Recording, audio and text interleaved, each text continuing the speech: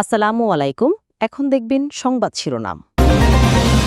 রাজশাহী বিশ্ববিদ্যালয়ে কমপ্লিট শাটডাউনে কর্মকর্তা কর্মচারী ও শিক্ষকদের একাংশ।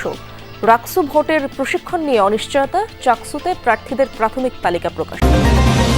নাটোর সহ উত্তরের ৩ জেলায় দূরপাল্লার বাস চলাচল বন্ধ, ন্যায্য মজুরি সহ শ্রমিকদের বিভিন্ন দাবি, যাত্রীদের ভোগান্তি। গাইবান্ধার সুন্দরগঞ্জের স্কুল মাঠ বন্ধক দিয়ে ধান চাষ, খেলাধুলা বঞ্চিত শিক্ষার্থীরা, প্রধান শিক্ষকের বিরুদ্ধে নানা অভিযোগ। আসসালামু আলাইকুম। এতক্ষণ দেখছিলেন সংবাদ শিরোনাম, এখন দেখবেন বিস্তারিত। শিক্ষক লাঞ্ছনাকারীদের শাস্তি ও প্রাতিষ্ঠানিক সুবিধা পুনর্বহালের দাবিতে অনির্দিষ্টকালের জন্য কমপ্লিট শাটডাউন কর্মসূচি পালন করছেন রাজশাহী বিশ্ববিদ্যালয়ের শিক্ষকদের একাংশ ও কর্মকর্তা কর্মচারীরা।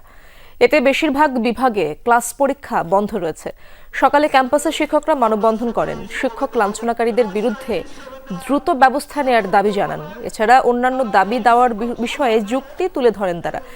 এদিকে একই দাবিতে বুদ্ধিজীবী চত্বরে অবস্থান নেন কর্মচারীরা। শাটডাউন কর্মসূচির ফলে রাকসু নির্বাচনে দায়িত্ব পালনকারীদের নির্ধারিত প্রশিক্ষণ নিয়েও তৈরি হয়েছে অনিশ্চয়তা। এর আগে পোষ্য কোটা বলে পরিচিত শিক্ষক কর্মকর্তা কর্মচারীদের প্রাতিষ্ঠানিক সুবিধা পুনর্বহালের সিদ্ধান্ত স্থগিত করে বিশ্ববিদ্যালয় প্রশাসন। এর জের ধরে শনিবার শিক্ষক ও শিক্ষার্থীদের মধ্যে হাতাহাতি হয়। এই ঘটনায় রোববার বিকেলে জরুরি সিন্ডিকেট 5 সদস্যের একটি তদন্ত কমিটি গঠন করার সিদ্ধান্ত নেওয়া হয়। রাজশাহী বিশ্ববিদ্যালয়ের ইতিহাসে সবচেয়ে বড় ধরনের একটা ন্যাক্কারজনক এবং সন্ত্রাসী কর্মকাণ্ড, সেই সন্ত্রাসীদের দ্রুত বিচারের আওতায় আনার জন্য, তাদের ছাত্রত্ব বাতিলের জন্য আমাদের আজকে এই মানববন্ধন। এই চিহ্নিত সন্ত্রাসীদের আইনের আওতায় না আনা পর্যন্ত এবং তাদেরকে স্থায়ী বহিষ্কার করা না হওয়া পর্যন্ত কোনো শিক্ষক কর্মকর্তা তাদের কর্মে ফিরে যাবে না। রাকসু নির্বাচনের কয়েকটি প্যানেল সংবাদ সম্মেলন করছে। শাটডাউনের মতো কর্মসূচি এসেছে এবং ক্লাস পরীক্ষা সব বন্ধ। এই পরিবেশে আসলে আর শিক্ষার্থীদেরকে ক্যাম্পাসে ধরে রাখাটা সম্ভব হচ্ছে না। এটা একটা বিষয়। দ্বিতীয় আরেকটা বিষয় হচ্ছে যে আমরা যখন ভিসি স্যারের বাসভবনের সামনে রাতে আমরা সব হল থেকে এসে অবস্থান নিয়েছিলাম, সেই সময় কিন্তু আমরা এই দাবিতে অবস্থান করিনি যে পোষ্য কোটা স্থগিত করা হোক। আমাদের একটাই দাবি ছিল যে পোষ্য কোটার আমরা একটা স্থায়ী সমাধান চাই, এটার আমরা বাতিল চাই। কিন্তু পরের দিন সিন্ডিকেট মিটিংটা কী নিয়ে হলো আমরা জানি না। পোষ্য কোটার যে ডিসিশনটা সেটা স্থগিত পর্যন্তই থেকে গেল, সেটা বাতিল হলো না।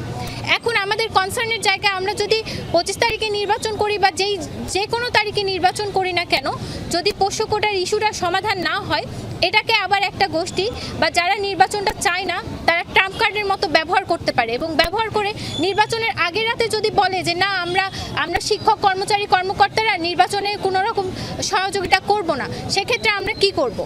সব মিলায় আমরা আগে ক্যাম্পাসের পরিবেশ চাই সুষ্ঠু, স্বাভাবিক, এবং আমরা চাই যেন এই যে রিস্ক ফ্যাক্টরগুলো আছে সেই ফ্যাক্টরগুলো সমাধান করার পরে আমাদের নির্বাচনটা হোক।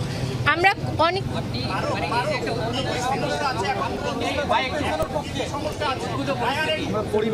পরিস্থিতিতে আমরা সবাই শিক্ষার্থীরা যারা আছে সবাই কনসার্ন, এটা যদি পিছাই সেক্ষেত্রে আর না হওয়ার সম্ভাবনা অনেকটা আছে। সেক্ষেত্রে আপনারা 25 তারিখে বলতেছেন আবার যে উন্নত পরিস্থিতি, এটাতেও একটা গ্রহণযোগ্য এবং সুষ্ঠু নির্বাচন হতে পারে।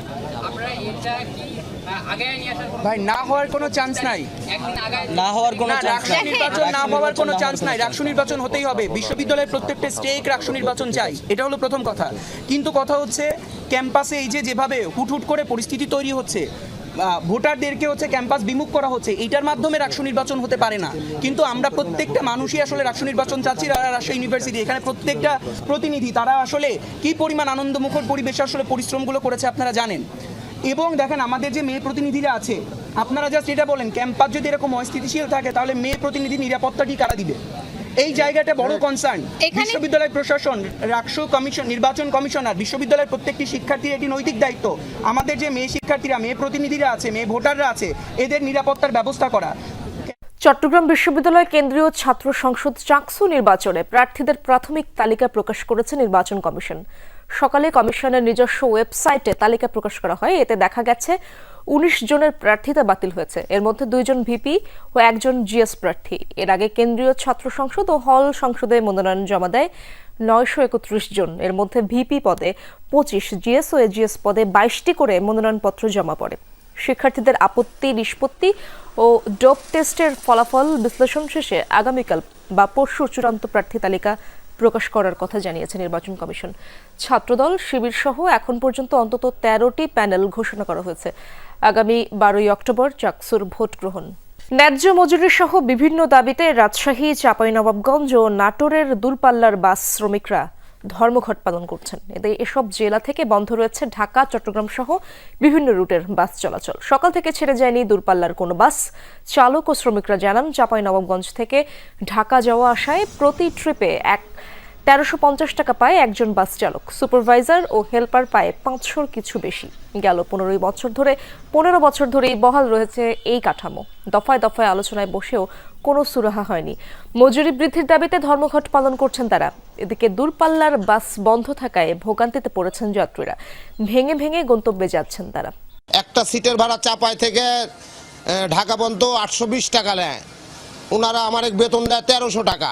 এতে আমাদের পোষায় না। ড্রাইভারের বেতন 1350 টাকা। এর মধ্যে খাওয়া দাওয়া এভরিথিং সব এর মধ্যে। কোম্পানি একটা বিয়ার করে না, তো দেখা গেল আপ ডাউন করে আসলে 200-300 টাকা খরচ। জানতাম না আজকে ধর্মঘট চলছে, গাড়ি ঘোড়া বন্ধ। এখন চৌরাস্তা যাবো, এখন তো দেখতেছি বিপদে পড়ে গেছি। গাড়ি এখন বন্ধ, এখন আমাদের কাছাকাছি যাইতে অনেক কষ্ট হয়। গাইবান্ধার সুন্দরগঞ্জের একটি স্কুলে মাঠ থাকলেও খেলাধুলার সুযোগ থেকে বঞ্চিত শিক্ষার্থীরা। মাঠটিতে ধানের আবাদ হয়। অভিযোগ উঠেছে, ব্যক্তিগত স্বার্থের জন্য স্থানীয় এক প্রভাবশালীকে এই সুযোগ করে দিয়েছেন প্রধান শিক্ষক। এছাড়াও প্রধান শিক্ষকের বিরুদ্ধে রয়েছে বিস্তর অভিযোগ। লিখিত অভিযোগ দেওয়ার পরও ব্যবস্থা না নেয়ায় ক্ষুব্ধ স্থানীয়রা। স্কুলের খেলার মাঠেই করা হয়েছে ধানের আবাদ। গেল কয়েক বছর ধরেই গাইবান্ধা সুন্দরগঞ্জের রামদেব দ্বিমুখী উচ্চ বিদ্যালয়ে এমন চিত্র। 1966 সালে প্রতিষ্ঠিত স্কুলটিতে ষষ্ঠ থেকে দশম শ্রেণী পর্যন্ত পড়ালেখা করছে প্রায় 400 শিক্ষার্থী। পুরনো টিনশেড ভবনের উত্তর পাশে নির্মিত একতলা ভবনের সামনে 3.5 বিঘা মাঠ। অভিযোগ রয়েছে, ব্যক্তিগত লাভের আশায় প্রধান শিক্ষক মাঠটি চুক্তিতে তুলে দেন স্থানীয় প্রভাবশালী শাহিন মিয়ার হাতে। ফলে বিরতির সময় খেলাধুলা করতে না পেরে অলস সময় কাটে ছাত্রছাত্রীদের। এই মাঠে খেলতে পারি না, কারণ ধান লাগাইছে। আমাদের খেলার মতো কিছু না। টিফিনের সময় টিফিন দেয়, আমরা তো মাঠে এসে খেলাধুলা করব। আমাদের তো এইটাই অসুবিধা যে আমরা মাঠ পাচ্ছি না। আমরা অন্য মাঠে খেলতে যাই, এখানে যা অনেক কথা শোনা লাগে আমাদের। 2009 সালে যোগ দেয়া প্রধান শিক্ষক শফিকুল ইসলাম বসুনিয়ার বিরুদ্ধে নিয়োগ বাণিজ্য, চাকরির প্রলোভনে অর্থ হাতিয়ে নেওয়া, শতবর্ষী গাছ কেটে বিক্রি, কর্মস্থলে অনুপস্থিতি সহ নানা অভিযোগ অভিভাবক ও স্থানীয়দের। বিগত সময়ে আত্মীয়কে ম্যানেজিং কমিটির সভাপতি বানিয়ে ইচ্ছেমতো বিদ্যালয় পরিচালনা শুরু করেন প্রধান শিক্ষক। লিখিত অভিযোগ করা হলেও কোনো ব্যবস্থা না নেওয়ায় ক্ষুব্ধ এলাকাবাসী।